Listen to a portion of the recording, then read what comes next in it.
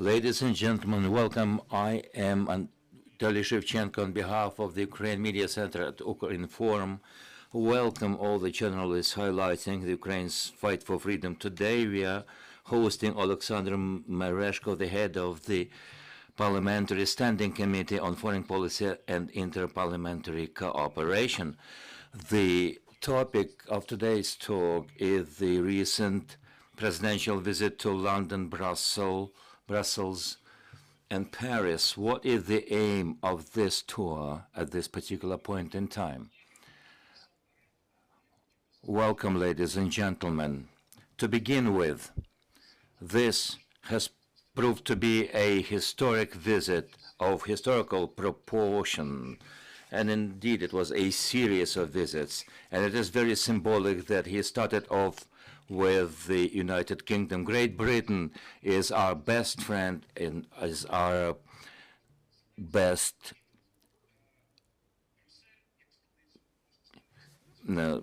country that supports us. Then he went to the capital of the United Europe, met such persons as Ursula von der Leyen. He also met German Chancellor and the French President. If I were to highlight what was most important, we know that this has been urged by the need to provide Ukraine with serious weaponry at this particular point in time. Secondly, what is important here is that more than once we highlighted the point that European Union will be helping and assisting Ukraine as long as it is necessary. So we have to say that, I would say it this way, because of the personal contacts of the Ukrainian president with the heads of the countries from the European Union, he has been successful in persuading them to be very consistent and principled and adhere to principles of overcoming Russia's invasion. Let us zero in on every particular step. London, Great Britain, we know that it was very important to cement the contacts between the two leaders. The tanks and the fighter jets perhaps were on the agenda. What has drawn your attention in the first place?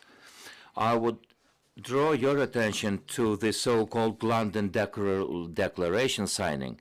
It was a follow-up to the agreement on partnership between Great Britain and Ukraine, and that declaration has been followed up.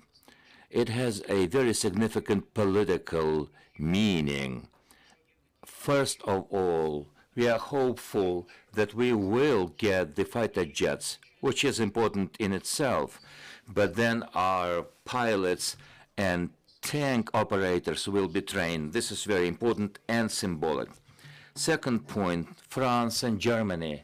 I believe everyone draws the parallel with what had happened 9-10 years ago when France and Germany fathered and mothered the so-called Minsk format with all the essence and liabilities of that process. What would be your characteristic of the importance of the meeting with the leaders of these two countries?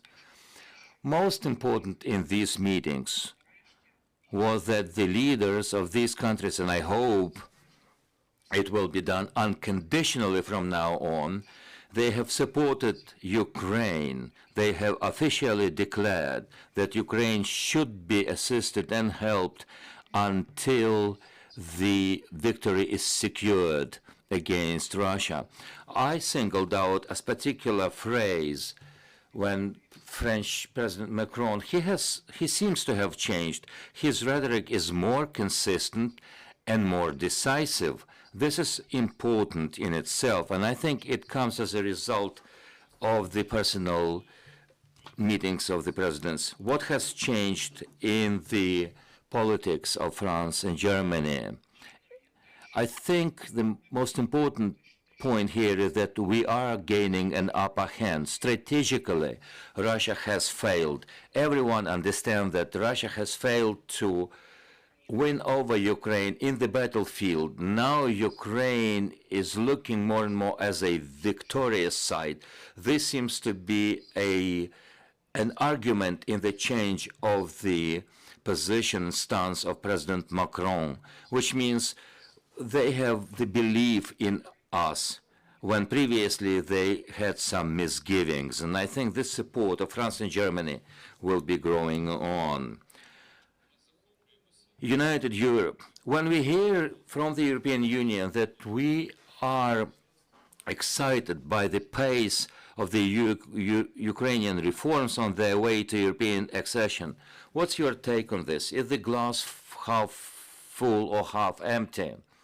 You see, when we talk about the glass, in terms of physics, it's always full because half of the glass may seem to be filled with water, but on the serious side, the other is filled with the oxygen. But I believe, jokes aside, that the glass is more than half full. Europe seems to have suggested, and they have verbalized it, including Ursula von der Leyen, something to the effect that Ukraine is viewed as a de facto member of the European Union. It looks to me that they have accepted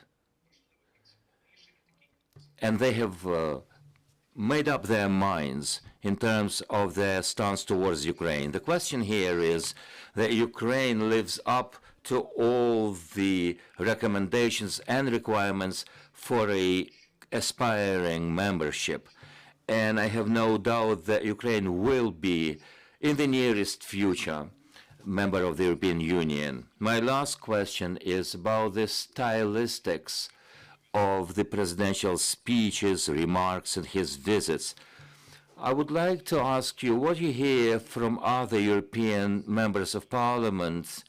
Is this a defiant stance, this blunt petitions, this fiery rhetoric, an impassioned plea for weaponry? How is it received in the partner countries?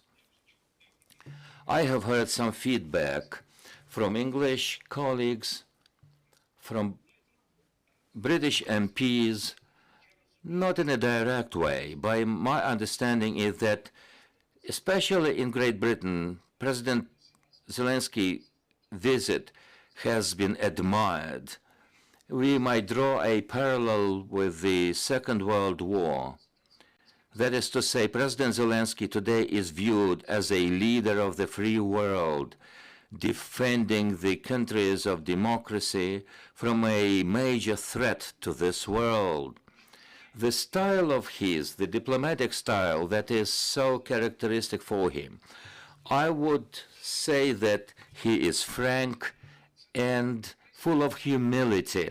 These are the traits that I believe to be very typical and specific to President Zelensky. This cannot fail but to trigger the warm feelings towards him personally and towards Ukraine as a country that is a shield from Russian aggression for the whole Europe. European public, European politicians are beginning to see this war that we are waging against their aggressor as a joint effort, as a joint war against the evil empire. Questions from the floor? Yes, Mr. Zelensky is now maybe the most appreciated political leader in the world, and his speeches are amazing. But I remember a scene from the movie Servant of the People. A scene where the President Goloborodko was called by mistake at that moment by Chancellor Merkel, and he had a short discussion on the phone, and she said, "Congratulations for your ascension to EU."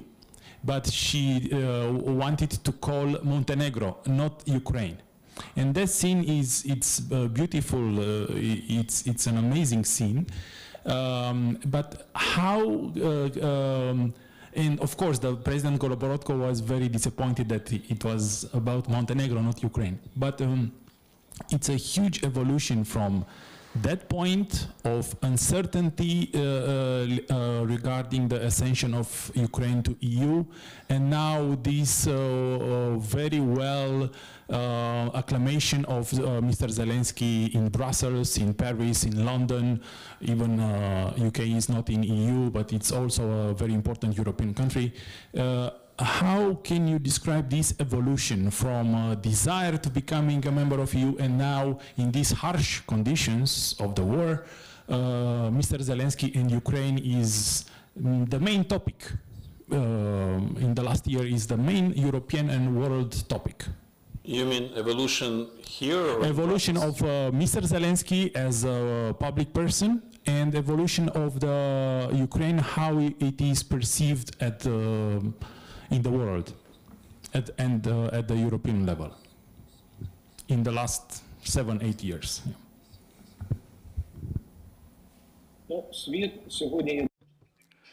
The world is very dynamic today, so is Ukraine. Ukraine is undergoing changes. This cannot be declined. And it goes without saying that the Rubicon line here was the date of the 24th of February. I believe that in such a dangerous situation, people show what they really are. Countries show what they really are.